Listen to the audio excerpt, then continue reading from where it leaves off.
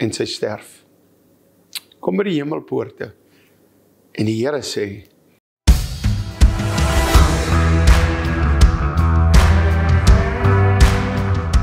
kom ons veronderstel ons, dat hier in Suid-Afrika, waar die evangelie openlik is, en vrylik is, sit 'n vrou, 2 kinders, miskien albei buite-egtelik, van verskillende mans, vat sommer 'n scenario, sy sit daar by haar huis sonder kos, sy rook en drink miskien, ja, dis verkeerd, maar weet jy hoeveel keer het ek gesien, as ek vir so iemand 'n sakkie pap gee, nou ek gee nie sommer vir 'n drinker, dat hy kan gaan drank koop en vir nie kos nie, maar partykeer moet jy het gee, dat hulle die liefde van Christus kan besef.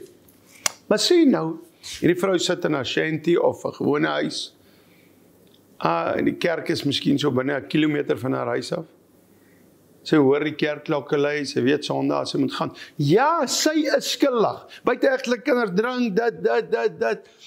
En sy is skuldig. En sy sit 'n kuier daar. En so lewe sy 30 jaar. En sy sterf. Kom by die hemelpoorte.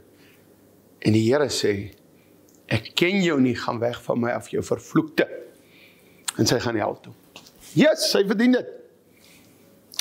Maar in hierdie 30 jaar sterf daar 'n ouderling van die kerk wat naby is, die tesourier, miskien die pastoor. En dan kom ek by die hemelpoorte. En die Here sê, sien julle daai vrou, binne 1 kilometer van julle kerk afgebly. Nooit in hierdie 10, 20, 30 jaar het julle uitgereik na haar toe nie. Moenie jou gewete probeer sis deur 'n R20 vir iemand wat op tik is by 'n winkel gee nie.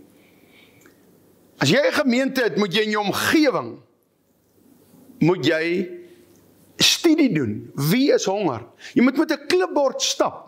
Julle mense, 2, 2, 3, middag tannie, oom, behoort julle aan 'n gemeente, tannie, geseënd is julle, ons is van die gemeente Living Waters, of Maranatha, of God met ons, hier agter, maar tannie, ons kom hoor maar net, maar geniet julle gemeente, en alles wat mooi is, maar as daar iets is wat ons kan doen, sê dit.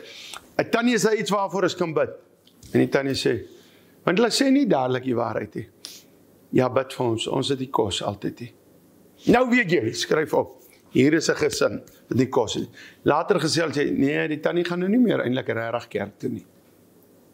As jy jou onmiddellike gebied met klipborde so uit gaan woensdae-aande, na 'n maand of 2, het julle wat gaan aan. En dan begin nooi julle hierdie mense, stuur spanne uit om vir hulle kos te gaan gee, stuur spanne uit om hulle te vertel van Jesus. Jou kerk groei uit sy nate uit.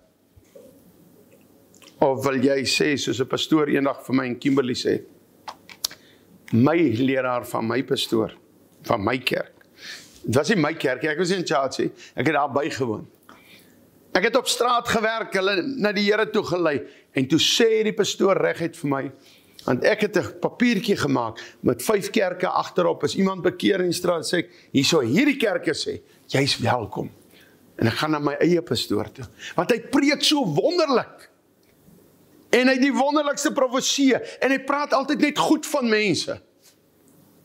En ek kom by hom en ek sê, kan ek ook ons adres opsit, dat mense hier na toe kan kom, en hy sê hierdie ding vir my, nee, die mense wat jy bereik, soek ek hier in my kerkie. Door direk teen die Bybelse uitspraak.